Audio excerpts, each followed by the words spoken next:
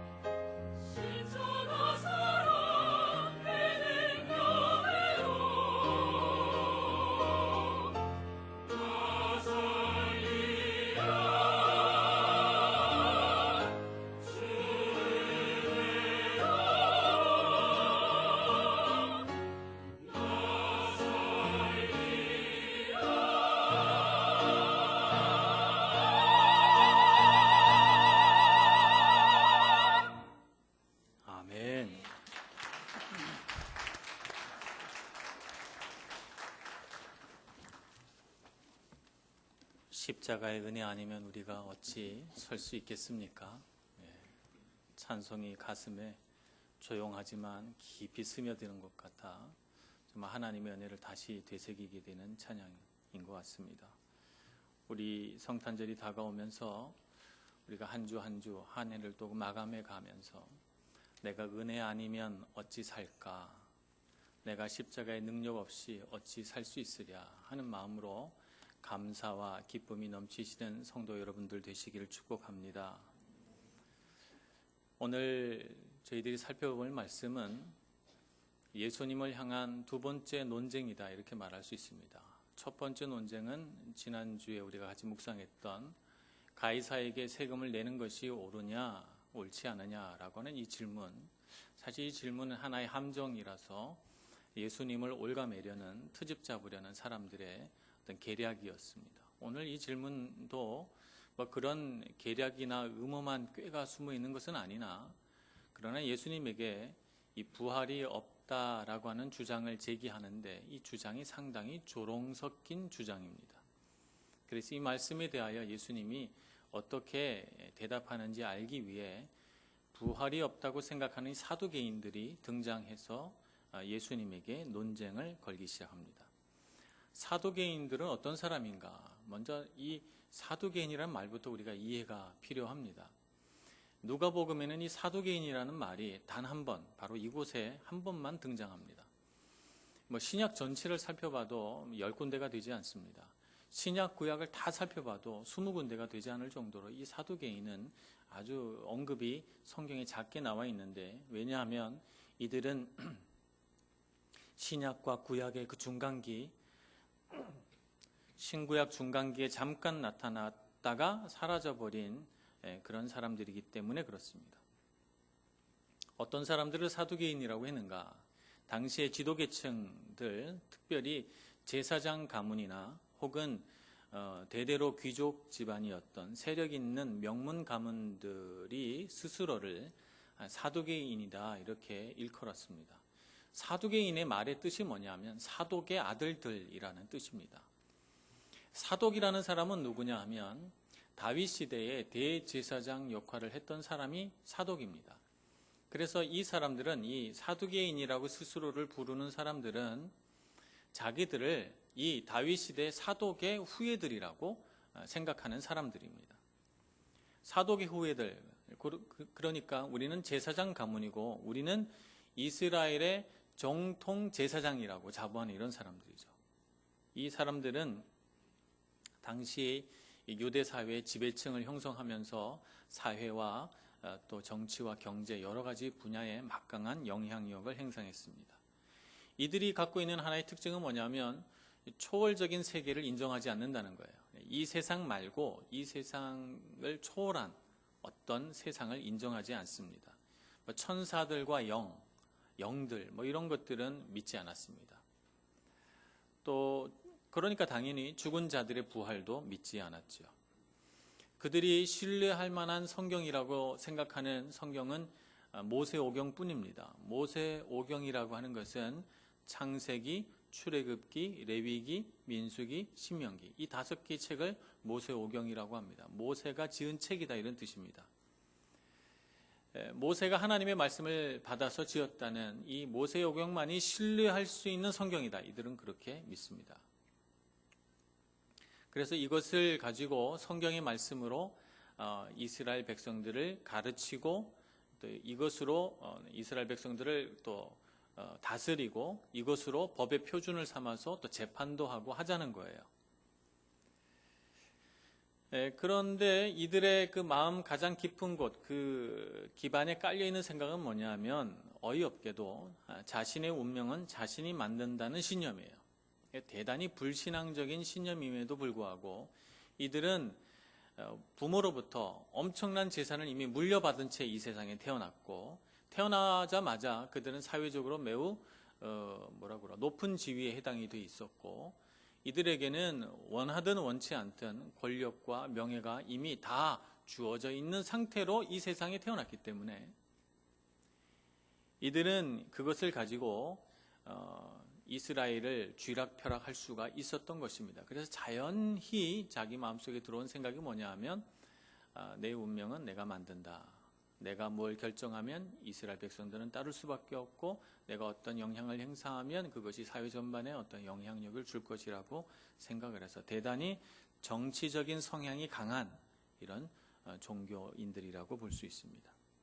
이들의 특징은 또 재판에서 무거운 형벌을 내리기로 유명합니다.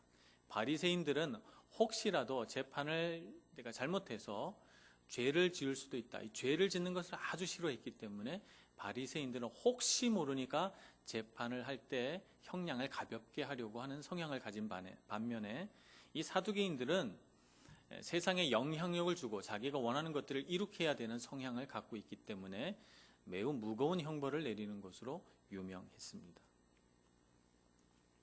이런 사두개인들이 예수님을 대단히 못마땅하게 여겼고 사실 예수님을 사형 형장으로 끌고 가는데 대단히 중요한 역할을 한 데에는 이 사두개인들의 이런 재판 성향도 무관치 않다고 볼 수 있습니다. 이들이 예수님에게 부활에 대해서 질문합니다. 상당히 조롱 섞인 말로 질문을 하는데요. 그들이 질문하는 법은 모세의 법, 말하자면 형사취수제라고 하는 이 법을 이야기합니다. 그건 뭐냐 하면 형이 자식이 없이 죽으면 그 아내를 동생이 데려다가 아내로 삼아서 형 대신 자식을 낳아주는 거예요. 자기 자식인데 형의 자식이 되는 것이죠. 그래서 형의 재산, 형의 그 모든 명예 이런 것을 다 이어받아서 그래서 형의 어떤 뭐라고 할까요? 마지로서의 어떤 권리를 지켜주는 역할을 하는 것입니다. 당시 고대 사회에서는 남자들이 전쟁이나 질병이나 죽을 수 있는 환경이 많았기 때문에 이런 제도가 생긴 것 같습니다. 형사취수제라고 하는 것입니다. 근데 예수님께 질문한 것은 이거예요. 7 형제가 있었는데 다 자식이 없이 죽었다는 거예요. 그래서 형의 아내를 둘째, 셋째, 넷째 해서 7째까지 다 아내로 삼았는데 이들이 다 죽고 나서 부활하는 때에 이르러서 하나님의 나라에서 이 여인은 누구의 아내가 되느냐라고 하는 질문입니다. 이런 질문을 하는 까닭은 세상에 부활이 있다면 이런 어이없는 일이 어디 있겠는가? 천국이 천국이겠는가? 혼란스럽고 천국에 가면 전부 간음한 사람들 뿐이지 않겠는가? 다 이게 아내를 이렇게 이어받아서 아내로 삼았으니까 말입니다. 이게 상당히 불편한 질문이고 예수님을 조롱하려는 뜻이 분명히 여기에 담겨져 있습니다. 예수님께서는 마태복음 22장에 따르면 이렇게 대답하십니다. 너희가 성경도 하나님의 능력도 알지 못하는 거로 오해하였도다 이렇게 말씀하시죠. 죽은 자들이 부활한 세상, 말하자면 하나님 나라, 저 세상이 우리에게 이르게 되면 그때에는 결혼 관계도 없고 죽음도 없고 부활한 사람들은 다 천사와 동등하게 되고 하나님의 자녀로서 권세 있는 삶을 살게 된다 이렇게 말씀하십니다.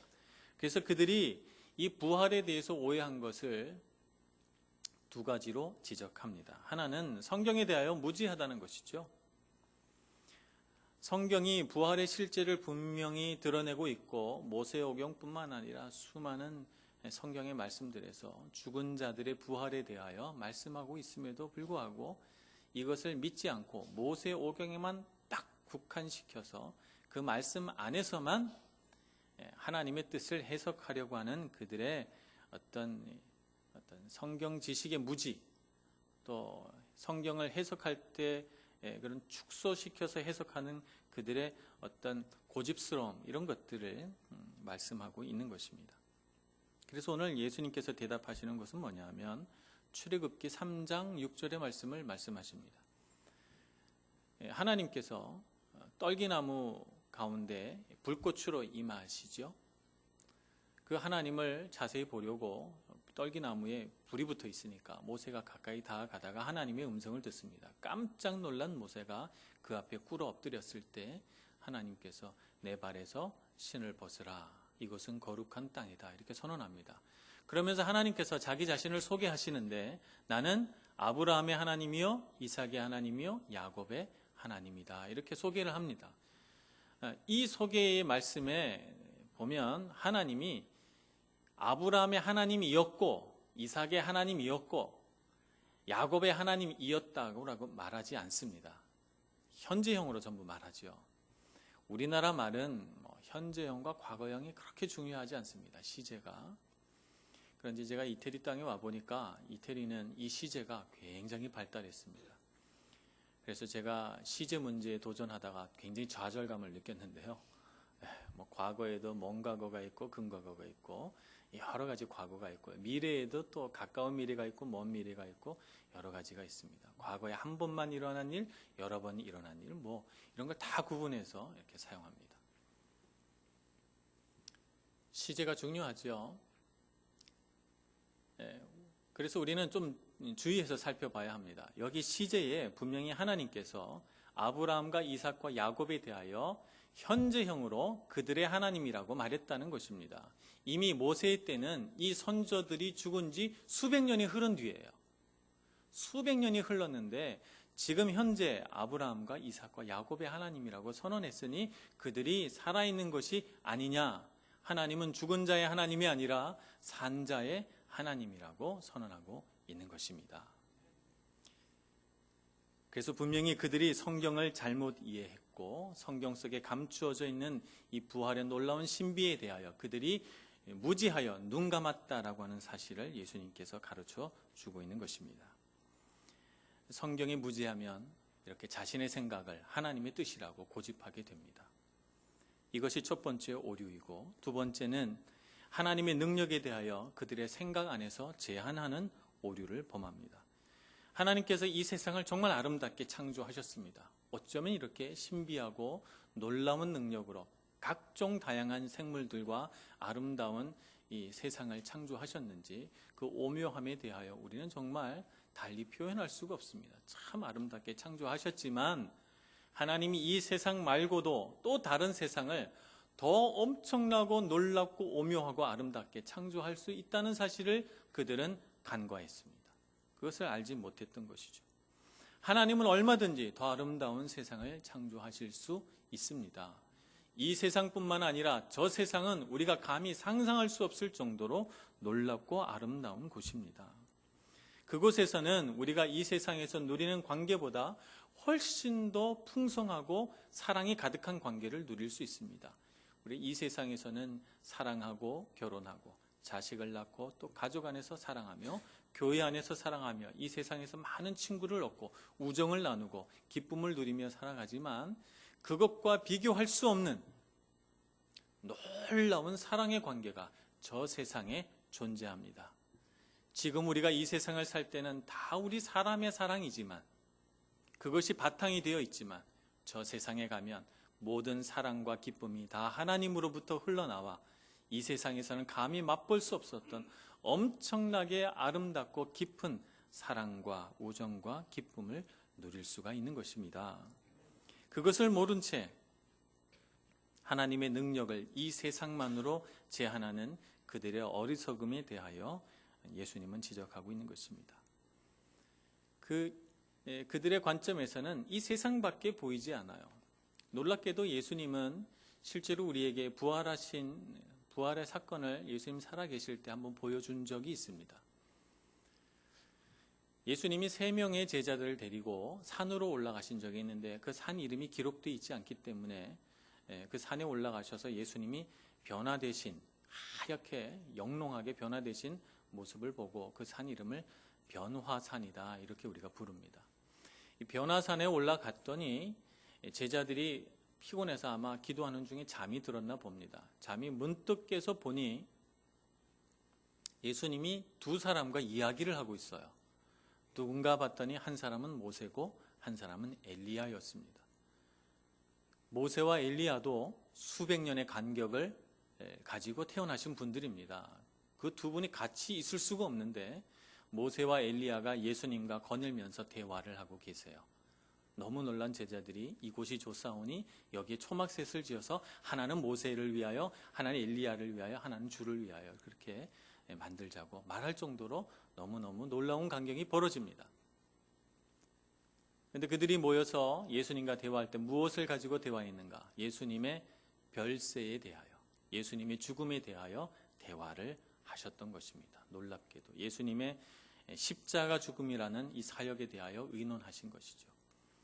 몇백 년의 간격을 두고 이 세 분이 동시에 몇백 년의 간격을 두고 살았던 이 세 사람이 동시에 나타나십니다. 부활한 모세와 엘리야를 본 것입니다. 오늘 우리는 이 세상을 살아갈 때 우리의 모든 관심의 초점이 이 세상에만 가 있어요. 우리가 죽어서 가는 세상, 우리가 부활하여 하나님께서 주시는 영원한 생명을 가지고 살아가게 될 저 세상에 대하여는 이 세상에 살아가는 에너지의 반의 반도 사용하지 않은 채 너무나도 무관심하게 살아간다는 것입니다. 그런 의미에서 보면 우리는 비록 사두개인은 아니나 그러나 사두개인적인 요소를 가지고 있다라고 하는 것을 부정할 수는 없겠습니다. 특별히 이 세상이 자본주의 세상이 돼서 참으로 물질의 소유를 중요하게 생각하는 이런 세상이 되다 보니까 현세지향적인 이 세상만을 잘 살고 이 세상에서 누리는 게 최고라는 생각이 어느덧 우리 그리스도인에게도 많이 스며들어와서 우리의 생각도 이 세상을 지향합니다. 그래서 우리는 많은 것들을 하나님 앞에 나와서 기도합니다만 우리가 구하는 대부분의 것은 다 이 세상을 잘 살기 위한 것들입니다. 이 세상을 잘 살기 위한 물질, 이 세상을 잘 살기 위한 건강, 이 세상에서 성공하는 방법, 이 세상에서 자녀가 잘 되도록 하기 위한, 이 세상에서 겪는 어려움에서 벗어나도록, 이 세상에서 내가 성취하고 얻고자 하는 것들, 이런 것들을 가지고 하나님 앞에 나아갑니다. 보다 근본적인 하나님 그분 그 자체를 만나고 소원하고 하나님 그분을 내 마음속 깊이 받아들이고 그분이 원하시는 것들을 내가 하겠다라고 하는 것은 참으로 드물게 우리가 기도하게 되는 것입니다. 그러다 보니까 하나님은 어느새 우리가 바라봐야 할 목적이 되지 않고 우리가 이 세상에서 얻고자 하는 것들을 우리로 하여금 얻게 해주시는 수단이 됩니다. 그러니 우리의 모든 관점이 이 세상을 향해져 있다라고 생각하지 않을 수 있겠습니까? 어느새 우리는 이 세상에서 살아가는 일이 너무 중요하고 이 세상을 살아가는 일이 우리에게 너무 위급한 일들이 많아서 내세를 지향하지 않게 되고 맙니다. 눈에 보이고 내가 다루어야 하고 내가 비교하고 내가 바꿔야 하는 현실 세계가 너무 내게 크게 다가와서 내가 앞으로 영원히 살아가야 할 저 세상 내세에는 큰 관심과 노력을 기울이지 않게 된 것입니다. 사람과 내가 이 세상에서 소유한 물질과의 관계는 우리가 충실하게 대하면서 실제로 하나님과의 관계는 매우 소홀하게 대하는 이런 오류를 범할 수도 있는 것입니다. 그래서 우리는 오늘 이 논쟁을 바라보면서 한 두 가지 정도를 결심해야 되겠습니다. 하나는 영원을 사모하는 마음을 잃지 않게 해 주옵소서 하나님 앞에 기도해야 될 줄로 믿습니다. 전도서 3장 11절에 보면 이런 말씀이 기록되어 있습니다. 전도서 3장 11절 하나님이 모든 것을 지으시되 때를 따라 아름답게 하셨고 또 사람들에게는 영원을 사모하는 마음을 주셨느니라. 그러나 하나님이 하시는 일의 시종을 사람으로 측량할 수 없게 하셨도다. 아멘.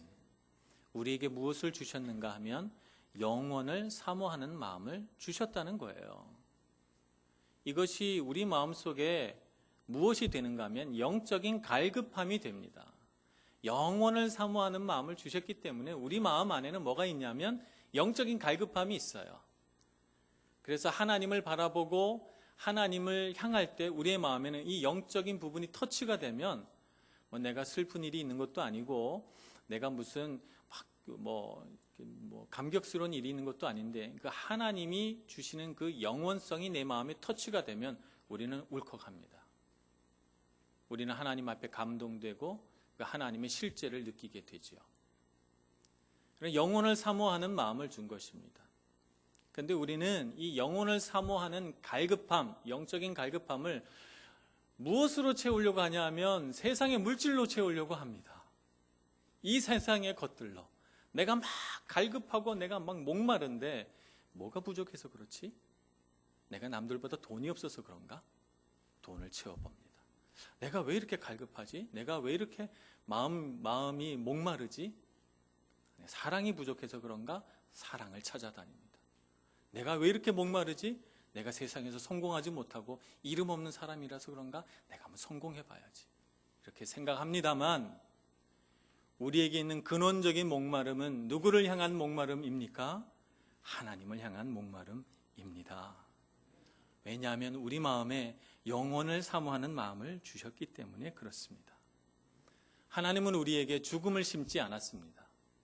하나님은 우리에게 생명을 심으셨고 우리 안에 심으신 생명은 하나님이 주시는 그 영혼을 바라보고 기뻐하도록 창조되어 있는 것입니다.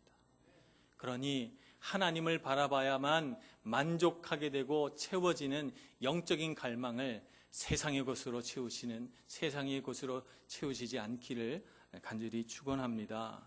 세상의 것으로 아무리 채워도 채워질 수가 없습니다. 내가 아무리 노력하고 애써도 가지고 또 가져도 내가 아무리 이 세상을 분투하며 살아도 왜 나의 마음은 만족스럽지 않을까?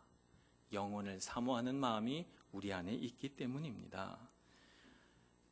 그렇기 때문에 그 마음을 가지고 우리는 하나님을 봐야 합니다.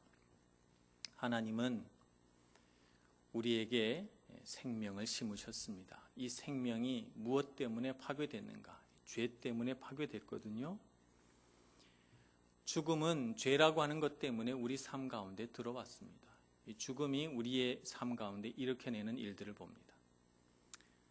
나는 상처 주기 싫은데 내 안에 있는 죄가 나로 교만하게 하고 나로 넘어지게 하고 실수하게 만들어서 내가 원하지는 않지만 사랑하는 사람에게 상처도 주고 또 내가 원치 않지만 상처도 받고 내가 원치 않지만 갈등도 겪고 내가 원치 않지만 넘어지기도 하고 내가 원하지 않은 많은 일들을 내 삶 가운데서 경험합니다. 나만 경험합니까? 그렇지 않습니다. 우리가 살아가는 세상도 보면 원하지 않은데 많은 불의한 일들과 부조리한 일들과 부패한 일들이 벌어지는 것을 봅니다. 왜 그렇습니까? 죄 때문에 그렇습니다. 죄로 인해 죽음이 우리 삶 가운데 들어와 우리의 평화가 깨어지고 우리의 이 세상은 아름답지 않은 세상으로 변해가고 있는 것입니다. 어떻게 하면 이 세상을 회복할 수 있을까? 어떻게 하면 이 세상이 아름다운 세상이 될까? 영원을 사모하는 우리의 마음, 우리의 갈급함으로 이 세상의 모든 하나님의 자녀들이 하나님을 바라보고 그분을 쫓을 때, 그럴 때 우리 안에서 먼저 하나님의 나라가 이루어지고 우리 안에 천국이 이루어지고 우리가 만들어내는 세상도 그와 같으리라 생각합니다. 그러므로 우리 마음에 영혼을 사모하는 마음을 주신 것 잊지 말아야 되겠습니다. 이사야서 40장에 보면 이런 말씀이 기록되어 있습니다. 이사야서 40장 6절에서 8절 말씀. 말하는 자의 소리여 이르되 외치라.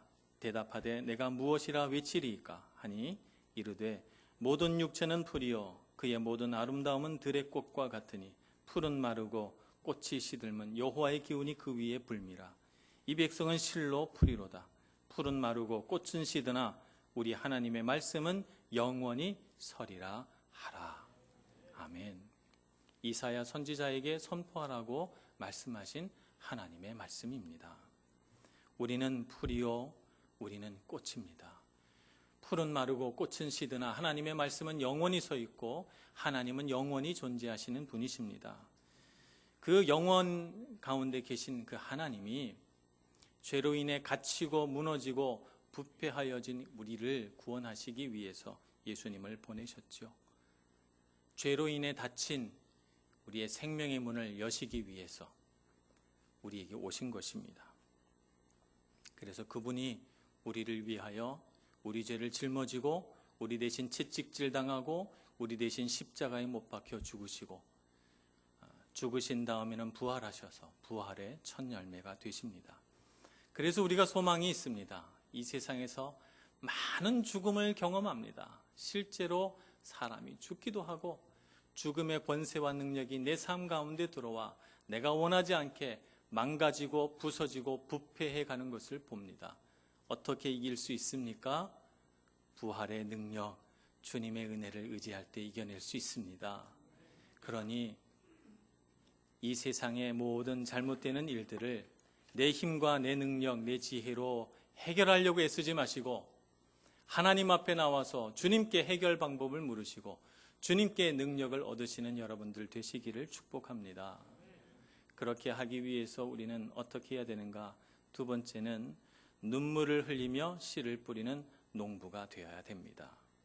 시편 126편에 보면 눈물을 흘리며 씨를 뿌리는 자는 기쁨으로 단을 거두리로다 이렇게 말씀합니다. 농부가 씨를 뿌리는데 기뻐야지 왜 눈물을 흘릴까? 눈물을 흘리는 데는 이유가 있지 않겠습니까? 농부가 씨를 뿌리면 소망이 있으니까 씨를 뿌리면서 이 많은 씨들이 얼마나 많은 곡식으로 거두어질까? 소망이 있고 기뻐서 이렇게 웃음이 나야 되는데 이 농부는 눈물을 흘리며 씨를 뿌리는 거예요. 눈물을 흘릴 수밖에 없는 상황이 있는 것이죠. 어떤 상황이 있을까? 먹을 게 없어요. 딱 남은 곡식이라고는 파종할 씨앗밖에 없네요. 가족들이 굶고 처자식들이 배고프다고 울부짖는데 이걸 먹으면 그냥 죽는 거나 다름없어요. 그러니까 어떻게 해요? 눈물을 흘리며 씨를 뿌리는 것입니다. 어떤 농부는 이럴 수 있습니다. 그 시편 126편이 바벨론 포로 시절에 지어진 시니까 씨를 뿌려봐야 내가 그 열매를 거둘 수가 없어요. 소망이 없는 거죠. 그래서 씨를 뿌리긴 뿌리는데 주여 씨를 뿌려서 이것이 내 것이 되게 하옵소서 뭐 이런 바벨론 포로의 심정으로 씨를 뿌렸을 수도 있겠습니다. 오늘 우리는 이 세상을 살아갈 때 눈물을 흘리며 씨를 뿌리는 농부의 심정으로 살아가야 됩니다. 내세보다는 현세의 문제에 씨름하는 우리들을 봅니다. 내가 죽어서 가는 세상에 나는 얼마나 잘 준비되어 있나 이런 거 우리 잘 생각 안 하고 그저 내 눈앞에 있는 세상의 문제 거기에 연연해서 씨름하고 고민하고 아파하고 괴로워하면서 살아갑니다. 씨앗은 뭔가 부활의 소망입니다. 내가 살게 될 저 세상의 삶이 씨앗입니다. 그것이 소망입니다. 그래서 이 세상에서 내가 인정받지 못하고 내가 괴롭고 내가 많은 어려움에 직면하지만 부활의 소망을 가지고 내가 이를 저 세상에서 주님께서 나에게 베풀어 주실 그 면류관과 아름다운 것들을 생각하면서 이 세상의 것들을 다 먹어치우지 않고 뿌리는 거죠. 하나님의 나라에 뿌리는 것입니다. 그래서 우리는 눈물을 흘리며 씨를 뿌리는 농부가 되어야 합니다. 세상은 우리에게 그냥 다 먹어치워라. 이 세상은 한 번 가면 두 번 다시 오지 않으니까 이 세상을 너가 원하는 대로 살으라고 우리에게 얘기해 주지만 그러나 우리는 우리 마음대로 세상이 살으라고 하는 대로 살지 않습니다. 우리는 눈물을 흘리며 우리가 살게 될 그 나라를 위하여 씨를 뿌립니다. 그래서 그 열매가 뿌려져 저 세상에 가서 하나님께서 우리에게 거두어 주실 그 아름답고 귀한 것들을 생각하며 지금 내가 없어서 너무 굶주리고 힘들고 괴롭지만 그 아깝고 귀한 것들을 하나님의 나라에 뿌려 그 씨앗이 자라나게 하는 것입니다. 한 해를 지나 어느새 12월이 됐습니다. 1년을 다 살아보니 이런 생각이 문득 듭니다. 나는 하나님의 나라를 위하여 한 해 동안 얼마나 씨를 뿌리고 살았나. 한 해를 살고 보니 너무 이 세상의 것들을 가지고 아둥바둥하며 살아오지는 않았나. 세상이 원하는 것들을 그것을 가지고 하나님이 주신 영혼을 사모하는 마음을 채우려고 하지는 않았던가. 내가 정말 하나님 앞에 드린 것은 무엇인가 하는 것을 생각해 보아야 될 줄로 믿습니다. 영적인 삶에 우리의 에너지를 쏟아야 합니다. 세계 곳곳에서 싱크홀이 발견됩니다. 싱크홀은 뭐냐 하면 지하수가 흘러가면서 석회암을 만나게 되면 그 석회암에 있는 석회를 물로 다 녹여냅니다. 그래서 바위가 오랜 세월에 걸쳐서 석회가 녹아가면서 바위가 구멍이 생깁니다. 동굴이 생기죠. 그래서 자꾸 커지다가 어느 순간 이 흙의 무게를 지탱할 수 없을 때 그만 그 동굴만큼 푹 꺼지는 일들이 나타납니다. 이런 것을 싱크홀이라고 합니다. 미국의 어떤 가정이 얼마 전 뉴스에 자다가 참변을 당한 이야기를 들었습니다. 갑자기 집안이 푹 꺼지는 바람에 수백 미터 아래로 가족들 전체가 떨어져 버린 것이죠. 끔찍한 일을 당했습니다. 우리가 이 세상의 것들만 생각하면서 눈에 보이고 귀에 들리고 내 손에 만질 수 있는 것들에 집착하며 살아가면 언젠가는 우리의 내면은 점점 더 공허해지고 우리의 내면은 점점 더 텅 비어 버려서 어느 날 그 내면이 붕괴하게 되는 날 우리는 끔찍한 일을 맞이할 수도 있는 것입니다. 그러므로 우리의 마음과 영을 채우는 일을 결코 소홀히 하지 않는 저와 여러분이 되기를 소망합니다. 그래서 우리의 영을 채우시는 주님의 놀라운 은혜를 기억해야 됩니다. 우리 요한복음 16장을 마지막으로 살펴보겠습니다. 요한복음 16장 20절에서 21절 말씀 봉독하겠습니다. 내가 진실로 진실로 너희에게 이르노니 너희는 곡하고 애통하겠으나 세상은 기뻐하리라. 너희는 근심하겠으나 너희 근심이 도리어 기쁨이 되리라. 여자가 해산하게 되면 그때가 이르렀으므로 근심하나 아기를 낳으면 세상에 사람 난 기쁨으로 말미암아 그 고통을 다시 기억하지 아니하느니라. 지금은 너희가 근심하나 내가 다시 너희를 보리니 너희 마음이 기쁠 것이요 너희 기쁨을 빼앗을 자가 없으리라. 아멘. 우리가 이 세상에서 하나님의 뜻대로 살게 된다면 우리는 많은 어려움을 겪을 것이고 많은 유혹과 시험을 통과해야 합니다. 그러나 그 해산의 고통이 끝나는 그날 우리 기쁨을 아무도 빼앗지 못할 줄로 믿습니다. 이 세상을 믿음으로 살아가시는 여러분들 되시고 빼앗기지 않을 기쁨과 면류관을 하나님의 나라에서 누리시는 여러분들 되시길 축복합니다. 기도하겠습니다. 사랑이 많으신 하나님, 우리 눈이 자꾸 세상을 향합니다.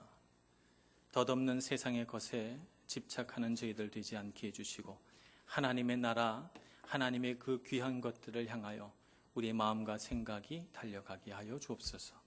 주님께서 주신 그 은혜로운 것들을 날마다 누리며 우리의 영이, 우리의 마음이, 우리의 생각이 하나님 앞에 자라나도록 은총 베풀어 주옵소서. 예수님의 이름으로 기도합니다. 아멘.